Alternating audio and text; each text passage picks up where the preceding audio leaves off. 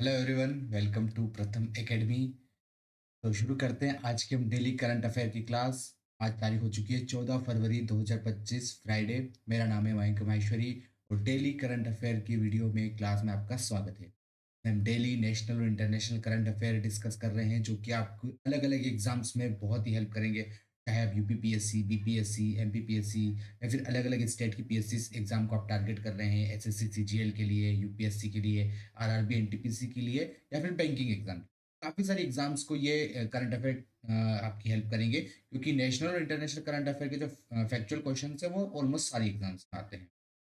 तो आज के करंट अफेयर हम शुरू करते हैं और अगर आप चैनल पर नए हैं तो प्लीज़ आप चैनल को सब्सक्राइब कर दीजिए। चलिए हम शुरू करते हैं 14 फरवरी 2025 के करंट अफेयर और न्यूज एनालिसिस। तो पहला करंट अफेयर से रिलेटेड क्वेश्चन है और one of the most important question है आज का, ये 14 फरवरी का। Which state has recently launched drone promotion and utilization policy 2025? किस राज्य ने हाल ही में अपनी ड्रोन प्रमोशन और यूटिलाइजेशन पॉलिसी 2025 लॉन्च करी है? तो ड्रोन, जैसे कि हम जानते हैं कि जो अनमेन्ड एयरक्राफ्ट व्हीकल्स, इसका कई जगह पे यूज हो रहा है।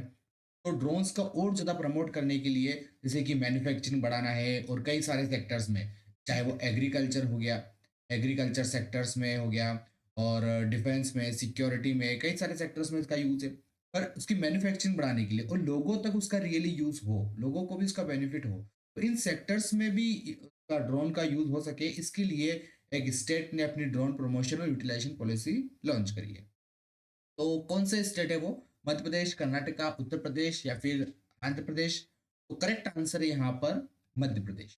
मध्य प्रदेश ने recently drone promotion and utilization policy 2025 launch करी है। ठीक है, तो डायरेक्ट क्वेश्चन हम यहाँ पे देख सकते हैं किस तरीके से डायरेक्ट क्वेश्चंस आते हैं, और इसके बारे में हम और एडिशनल इंफॉर्मेशन देख लेते हैं।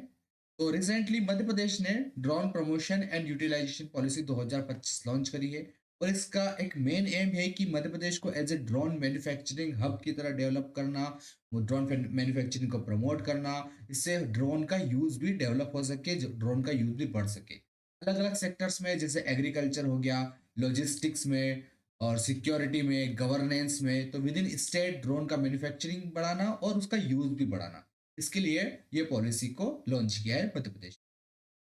तो होप इससे रिलेटेड आपके सारे करंट अफेयर इंफॉर्मेशन कवर हो गई है। नेक्स्ट चलते हैं हम नेक्स्ट करंट अफेयर की तरफ, नेक्स्ट न्यूज की तरफ। नेक्स्ट है, who has recently launch the India's first indigenous automated biomedical waste treatment plant का सृजनम।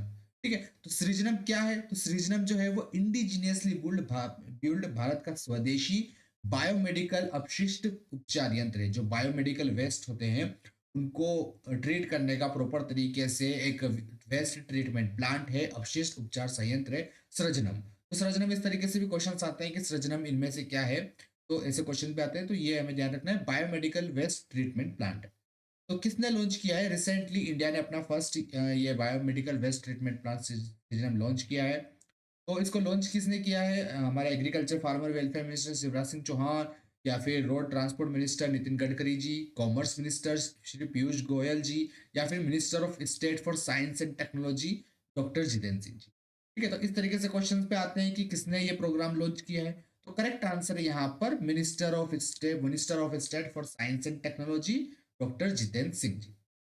इन्होंने सृजनम, ये जो indigenously build waste treatment plant है, इसको लॉन्च किया है। ठीक है, तो दो चीजें यहाँ से हमारी कवर हो गई, सृजनम क्या है और किसने लॉन्च किया है। इसके बारे में और हम डिटेल में इंफॉर्मेशन देख लेते हैं जो हमें ध्यान रखना है। तो सृजनम, यहाँ पर हम देख सकते हैं सृजनम क्या है। सृजनम जो है डॉक्टर जितेंद्र सिंह जो कि इंडिया के मिनिस्टर है साइंस एंड टेक्नोलॉजी के लिए, उन्होंने इंडिया का पहला indigenous automated biomedical waste treatment plant launch किया है। और कहाँ पर ये लॉन्च हुआ है? तो ये लॉन्च हुआ है एम्स दिल्ली में। ठीक है, तो सृजनम इसका ऑफिशियल नाम है, ये ध्यान रखना है, और ये एम्स दिल्ली में लॉन्च हुआ है। इसको बनाया किसने है? तो इसको बनाया, डेवलप किया है CSIR NISSST तिरुवनंतपुरम ने इसको बनाया है, इसको डेवलप किया है। तो ये इंडिया का new eco friendly bio medical waste कह सकते हैं ट्रीटमेंट प्लांट है, जिसमें जो हेल्थ केयर मेडिकल से जो वेस्ट प्रोडक्ट निकलते हैं उसको प्रॉपर तरीके से ट्रीट करेगा, without any pollution, without any उसके कुछ साइड इफेक्ट। तो ये ये बहुत ही इंपॉर्टेंट करंट अफेयर था और यहाँ से हमने कुछ चीज़ें कवर करी है, जैसे कि सृजनम क्या है, ठीक है, कहाँ पर ये लॉन्च हुआ है, एम्स दिल्ली में लॉन्च हुआ है, किसने बनाया है, तो CSIR NIIST तिरुवनंतपुरम में बनाया है और डॉक्टर जितेंद्र सिंह ने इसको लॉन्च किया है। तो ये one of the most important current affair था आज का। चलिए हम नेक्स्ट करंट अफेयर की तरफ चलते हैं। Which country top the corruption perception index. तो आज बहुत ही इंपॉर्टेंट क्वेश्चंस आ रहे हैं, सारे क्वेश्चंस आज बहुत ही इंपॉर्टेंट है। एक तरीके से हम कह सकते हैं रिसेंटली करप्शन परसेप्शन इंडेक्स 2024 ये डेटा भी आ गया है और इसमें कौन सी कंट्री ने टॉप किया है, सबसे फर्स्ट कौन सी कंट्री आई है, मतलब वर्ल्ड की सबसे कम करप्शन वाली, सबसे कम भ्रष्टाचार वाली कंट्री कौन सी है, ये हमें यहाँ पर बता। तो करप्शन परसेप्शन इंडेक्स एक करप्शन को चेक करने का, पब्लिक सेक्टर में पब्लिक में किस तरीके से करप्शन होता है उसको चेक करने का, उसको मेजर करने का एक टूल है जो कि ट्रांसपेरेंसी इंटरनेशनल के द्वारा हर साल इसकी रैंकिंग जारी की जाती है। ट्रांसपेरेंसी इंटरनेशनल एक ऑर्गेनाइजेशन है और ये बेस्ड है जर्मनी में। जर्मनी बर्लिन में ये ऑर्गेनाइजेशन बेस्ड है, हम कह सकते हैं एक एनजीओ है इंटरनेशनल। तो हर साल ये एक इंडेक्स निकालते हैं, करप्शन परसेप्शन इंडेक्स, जो बताता है कि किस कंट्री में पब्लिक सेक्टर में कितना करप्शन। तो इस कंट्री में सबसे, इस लिस्ट में सबसे टॉप किसने किया है, सबसे कम करप्शन कहाँ है, नीदरलैंड, स्वीडन, डेनमार्क या सिंगापुर। तो सबसे कम करप्शन है वो है डेनमार्क में। डेनमार्क जो कि यूरोपियन कंट्री है, स्कैंडिनेवियन कंट्री है, तो सबसे कम करप्शन है डेनमार्क में। और उसके बाद फिर सेकंड नंबर पे सिंगापुर है, पर सबसे कम करप्शन है डेनमार्क। तो और इसके बारे में इंफॉर्मेशन देख लेते हैं हम कि इंडिया की रैंकिंग इसमें क्या रही है। तो इंडिया की रैंकिंग पे हम चलते हैं। इंडिया ने इसमें 96 आउट ऑफ 180 कंट्रीज में इंडिया की रैंक है 96। टोटल 180 कंट्री को इसमें रैंक किया था, उसमें से इंडिया की रैंक है 96 करप्शन परसेप्शन इंडेक्स 2024 में। और इंडिया का जो ओवरऑल स्कोर है वो भी कम हो गया है, 38 पॉइंट से लगभग इतना स्कोर कम हो गया है। तो हमें यहाँ पर रैंकिंग ध्यान रखना है क्योंकि रैंकिंग से भी क्वेश्चन आते हैं। तो इंडिया की रैंकिंग है 96। फर्स्ट नंबर पे आया है डेनमार्क, डेनमार्क फर्स्ट नंबर पे है, सेकंड नंबर पे सिंगापुर है। और ये ट्रांसपेरेंसी इंटरनेशनल जो है ऑर्गेनाइजेशन, ये इसको लॉन्च करता है करप्शन परसेप्शन इंडेक्स CPI को। तो ये कुछ इंपॉर्टेंट इंफॉर्मेशन और इंपॉर्टेंट डेटा हमने इस करंट अफेयर से रिलेटेड कवर कर लिए। नेक्स्ट चलते हैं हम नेक्स्ट करंट अफेयर की तरफ। तो नेक्स्ट है which of the following countries is offered to organise the next AI summit. Next AI summit कहां पर आयोजित की जाएगी, तो किस कंट्री ने पेशकश करी है। तो उससे पहले हम देख लेते हैं कि अभी की एआई समिट जो है आर्टिफिशियल इंटेलिजेंस की समिट कहां पर हो रही है। तो रिसेंटली आर्टिफिशियल इंटेलिजेंस की समिट कंडक्ट की गई थी पेरिस फ्रांस में, जहाँ पे हमारे प्रधानमंत्री श्री नरेंद्र मोदी जी उन्होंने भी पार्टिसिपेट किया था और फ्रांस में यह समिट आयोजित की गई थी। तो अब अगली जो एआई समिट है वो कहाँ पर आयोजित की जाएगी, इंडिया, ब्रिटेन, चाइना या फ्रांस। तो अगली जो एआई समिट है वो आयोजित की जाएगी इंडिया में। इंडिया ने ऑफर किया है कि अगली एआई समिट यहाँ पर हो, हमारे देश में हो, इसलिए अगली जब भी एआई समिट होगी तो वो इंडिया में आयोजित कराई जाएगी। और इस साल जो है 2025 में कहाँ पर हो रही है, तो पेरिस फ्रांस में एआई समिट हो। चलते हैं हम नेक्स्ट क्वेश्चन की तरफ। Which company has recently been awarded the Golden Peacock CSR Award 2024? Golden peacock award किस कंपनी को मिला है।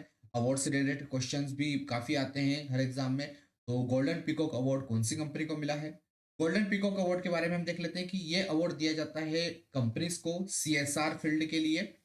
CSR कॉर्पोरेट सोशल रिस्पॉन्सिबिलिटी, ऐसी कंपनीज जो प्रॉफिट के साथ साथ सोशल रिस्पॉन्सिबिलिटीज को भी अच्छे तरीके से फुलफिल कर रहे हैं, जैसे वो हेल्थ के लिए, एजुकेशन के लिए, इन्वायरमेंट के लिए अगर अच्छा काम कर रहे हैं तो ऐसी कंपनीज को ये अवार्ड दिया जाता है। तो कौन सी कंपनी को इस बार का 2024 का अवार्ड मिला है। Hindustan zinc limited, Vedanta limited, coal India limited या फिर ऑयल इंडिया लिमिटेड। तो 2024 का गोल्डन पीकॉक CSR अवार्ड मिला है कोल इंडिया लिमिटेड को। एक CSR फील्ड में अपनी सोशल रिस्पॉन्सिबिलिटी को अच्छे तरीके से बनाने के लिए, निभाने के लिए कोल इंडिया लिमिटेड को गोल्डन पीकॉक अवार्ड। तो ये फैक्ट हमें यहाँ पर ध्यान रखना है, इतना सही इसमें इंपॉर्टेंट। नेक्स्ट चलते हैं हम। Where is the celebration of एप्सम 2025। तो ये फेस्टिवल है और कहाँ पर ये हुआ है, कहाँ पर इसका सेलिब्रेशन हुआ है। तो इस तरीके से क्वेश्चन भी बहुत आते हैं। कोई पर्टिकुलर फेस्टिवल है, किसी स्टेट का पर्टिकुलर फेस्टिवल है, तो कहाँ पर वो ऑर्गेनाइज हुआ है। तो थाइपसम जो 2025 का फेस्टिवल है कहाँ पर आयोजित हुआ है? तमिलनाडु, केरल, कर्नाटक या मध्य प्रदेश? इसका करेक्ट आंसर है तमिलनाडु। ए तमिलनाडु इसका करेक्ट आंसर। तो थाइपसम जो फेस्टिवल है वो तमिलनाडु में आयोजित किया जाता है। और इसके बारे में हम और डिटेल में देख लेते हैं क्योंकि इस टाइप के क्वेश्चन बहुत आते हैं। तो थाइपसम और या फिर थाइपुसम जो फेस्टिवल इस तरीके से भी बोलते हैं, ये तमिलनाडु में सेलिब्रेट किया जाता है। हर साल ये सेलिब्रेट होता है। कब होता है? First full moon day of Tamil month of Thai. Tamil month Thai का जो पहला फुल मून है, जो पूर्णिमा होती है, पहला जो फुल मून होता है, उस दिन ये आयोजित किया जाता है। और ये फेस्टिवल सेलिब्रेट होता है mostly to commemorate the victory of Hindu god Murugan. जो हिंदू गॉड है मुरुगन, जिनको नॉर्थ में भगवान कार्तिकेय भी कहा जाता है, साउथ में मुरुगन कहा जाता है, तो उन्होंने डेमन राक्षस को हराया था, सुरपदम को। तो उस चीज को मार्क करने के लिए, कमोमरेट करने के लिए ये फेस्टिवल मनाया जाता है। थाइपुसम फेस्टिवल तमिलनाडु से रिलेटेड है और गॉड मुरुगन से रिलेटेड। चलिए नेक्स्ट क्वेश्चन की तरफ हम चलते हैं। यस, नेक्स्ट क्वेश्चन है the construction of which new railway zone has been approved under railway.